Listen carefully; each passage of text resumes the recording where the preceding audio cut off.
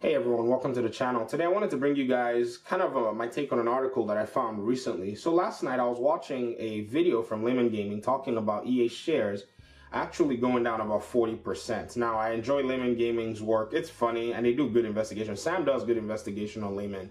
I think he's a valuable asset. I mean, if you guys haven't recognized that, then you must be sleeping. Anyways, this article from Motley does analysis on the stock market and all that good stuff. And this article actually talks about why Electronic Arts stock has lost 24.5% in October. So in a month, over 20% of the stock prices for EA has dropped.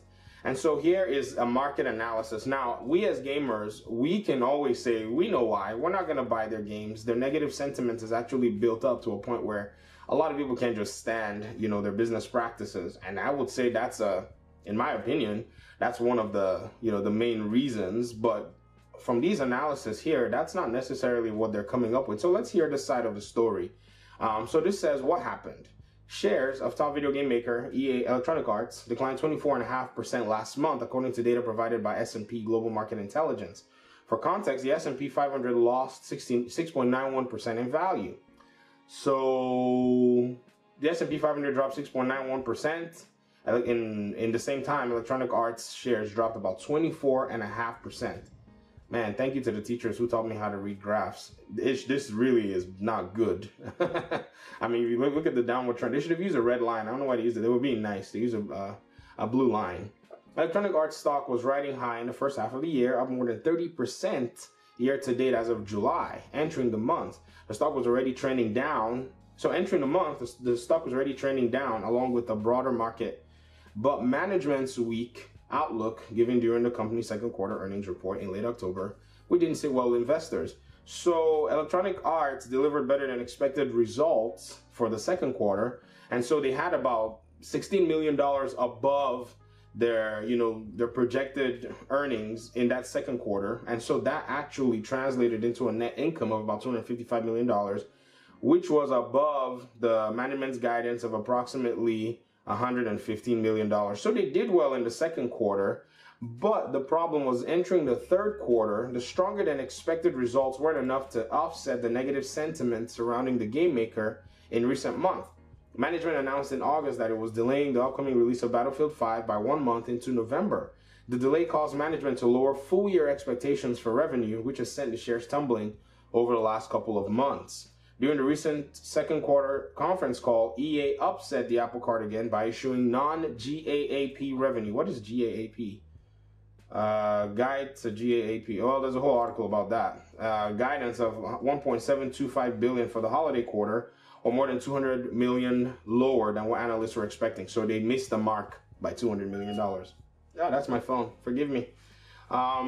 Some analysts took that as a sign that EA's games are not standing out from a busy fall release schedule that's seen blockbuster releases from rival game companies such as Activision Blizzard's Call of Duty Black Ops 4 and Take-Two Interactive's Red Dead Redemption 2. Both games have been very popular with gamers since launching last month. No kidding.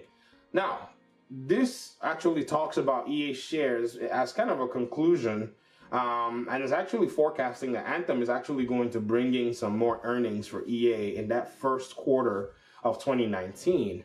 Now, I do expect EA shares to actually go back up, but what I would say is, a lot of people have said, this is a kind of an aggregation of everything that's been happening since the Star Wars Battlefront 2. Well, when I was watching the video from Layman Gaming yesterday, Sam, pretty much said that, then their stock prices didn't even go down that bad. But I think that was a November release, so they'd already stocked up so much from, Ultimate Team that year, and I think they were already doing good, and so it didn't necessarily. I don't think this is my take. I'm not an analyst. I'm not a professional or expert at this, but I'm just speaking from how the trends have lied. Also, if you look back at 2016. They released Titanfall 2 and they released Battlefield 1, which both games are actually well accepted, and they also had their FIFA title for that year as well, which, if you look at FIFA 17, it actually received a lot of, accolades. It did well, in the market that year.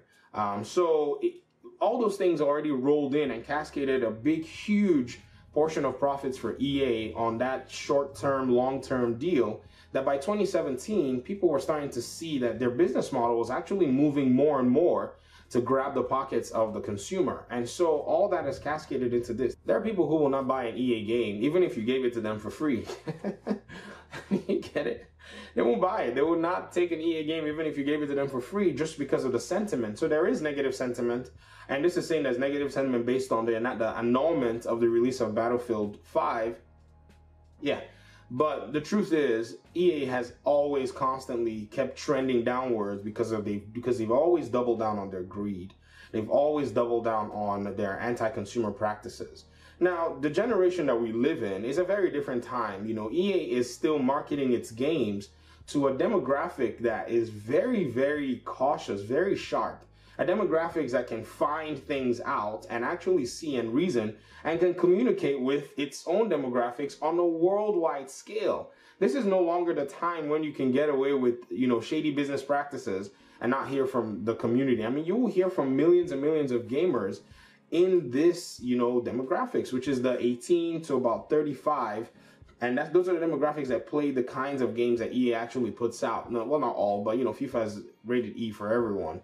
Or whatever it is. And I think EA has actually come to a point where they cannot continue to push on or press on with this. Now, this does also talk about their their cloud gaming subscription service, which a lot of people use. I used it when FIFA 19 got the early release. I used it to make some YouTube videos. That was for my advantage to kind of cover the game as well, because a lot of people had told me on the Gaming Daddy channel that since I was covering Pro Evolution Soccer, they wanted me to cover FIFA as well. So I just paid the $15. And I got into the game and I reviewed it, and some people begged me to buy FIFA 19 and do some gameplay. Don't like the game anymore. The game is broken, and I knew that going in. I thought maybe there would be something different. There wasn't anything different, and I get disagreements everywhere, whereas the whole FIFA community is crying and complaining because that's just the truth. EA has decided to double down on all this stuff. So I think right now the market trend is showing that the developers that are actually making good games, staying away from politics, not insulting their fans, are actually going to be snatching EA's customers way, you know, just back and forth. Also, we have to remember that before, you know, the last few years, even though there are many more games than there were years ago, there's still a lot of very good games that still exist back in the Steam libraries and the PlayStation, you know, portals and the Xbox Live portals. And people are actually going to be playing those games, you know, regardless of the new games that are coming out. They're just going to be waiting for a bundle on your Battlefield 5 and all your new games that are coming out. Except you release a solid game that has great gameplay, you're not going to be able to sell them at a competitive price. It's just the trend of the market. Look at Rise of the Tomb Raider. I say Rise of the Tomb Raider, Shadow of the Tomb Raider. They discounted that game heavily after it had been released. And so this is really showing and trending that put out great games, and when you find yourself in a competitive window, you better make sure that your game is actually going to be able to stand that test. I mean, Shadow of the Tomb Raider, I think their mistake was actually speaking the same release window as Spider-Man. I mean, I thought that was a big mistake. From a business perspective, they should have run something like May or something, just held on to the game. And I understand, you know, you want to hit profits, but here we are. I mean, this also goes to Square Enix, and that's a whole different story as well. But if you look at God of War, it was a very strategic release. I remember Cory Barlog saying, we had many release windows, and I had to disagree with them because I didn't want to compete with all these other games. I wanted our game to stand out. I wanted our game to be in its own window, and so they released the game in a very, I don't know how many really, really awesome blockbusters have come out in like April. I don't know. If you do, please let me know. And so Cory Barlog, you know, he played the smart game for his own, smart game for his game, and, you know, released the game when there was no competition. And EA tried to play that game, but EA does not have a good rep with the gaming community. So the game I don't think the game will work out. I think Battlefield 5 is going to pass undetected. It's going to go on sale soon. If you really want your Battlefield 5 fix and you're not in a hurry, they even charge, you know, way ahead of time. I mean, I can't believe they still keep doubling down on these things. But, you know, $200 million of not meeting your expected projections is different from profits too. So they might still be making profits. So it's not the time for us to sit here and rejoice that, you know, I feel genuinely sad for EA, honestly, because they're a company with such potential that decided to waste it over and over again. So that's just my take on the whole matter. I appreciate you guys for watching the video. I know it's very analytical or opinionated, whatever you want to call it. But I would love for you to leave comments in the comment section. Just let me know what you think.